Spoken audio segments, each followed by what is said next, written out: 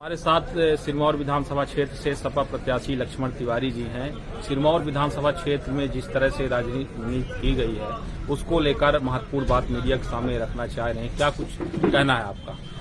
सबसे पहले तो मैं सिरमौर के उन तमाम लोकतांत्रिक व्यवस्था पर जो आस्था रखते हैं उनका स्वागत करता हूं। अलोकतांत्रिक व्यवस्था पर जो लोग राह पर चले हैं उनका मैं ईश्वर से कामना करता हूं कि भविष्य में कभी उनको सद्बुद्धि आए। आज सिरमौर 68 में मैं पार्टी से प्रत्याशी था, ये बात सही है, जग जाहिर है। जिस तरह से इस चुनाव में सिरमौर में कलंक लगा, सिरमौर में दाग लगा। पहले दाग लगता था कि ये नहीं जीता वो नहीं जीता, अब दाग ये लग गया कि पैसे के कारण ऐसा लगता है कि धन बल ऐसा ना हावी हो गया।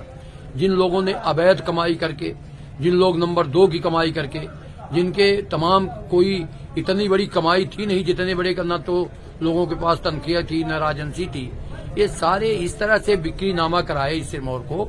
और खासतौर पर ब्राह्मण, मैं इसलिए नहीं कह रहा हूं कि मैं भी ब्राह्मण हूं, पर जिस तरह से लोगों ने अपना मत बेचा, अपनी आत्मा बेचा और उन लोगों के पास बेचा जो एक नारा देते थे कि जूता मारो तान के ब्राह्मण को पहचान के,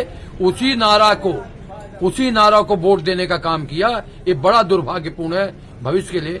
मैं तो कहना चाहता हूं कि अब तो चुनाव हो ही नहीं रहे, अब तो निर्वाचन आयोग को चाहिए कि पहले वो पर्चा भराए उनका जो अरबपति हों, जो करोड़पति हों, जिनके पास धन का पहले हिसाब किताब हो। निर्वाचन आयोग इस बार पूरी तरह से फैल रहा, और निर्वाचन आयोग करता भी क्या, जब लोगों की अपनी आस्था डिग गई, लोग चारों तरफ से भ्रामिक हो गए और लोगों को लग रहा था कि एक नारा था जो राजा को हराएगा वोट देगा, राजा को हराएगा वोट देगा।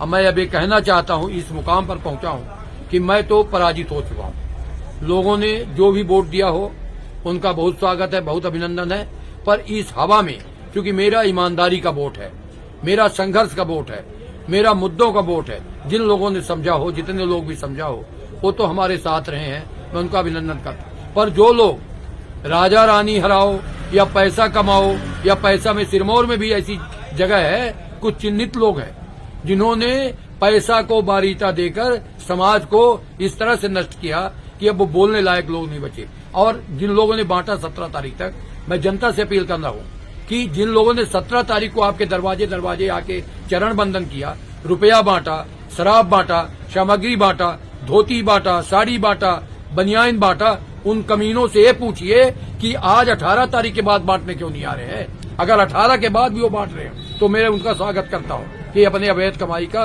हिस्सा जनता में बांट रहे हैं। मगर आज 18 तारीख को के बाद, अब आज 22 तारीख हो गई, इनका दर्शन नहीं है।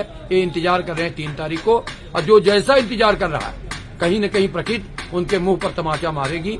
मैं तो अपने आप को यही कह रहा हूं कि मेरे पास जो लोग हैं उनकी रक्षा के लिए, उनकी सुरक्षा के लिए, अब मैं जिस पार्टी में जहां हूं उस पार्टी में रहकर मैं आज भी अपने को, इन लोगों से अपने को ताकतवर मानता हूं कि मेरे लोगों को अगर कोई अन्याय करेगा तो उसका जवाब हम तो हर कीमत में देंगे और देने के लिए तैयार।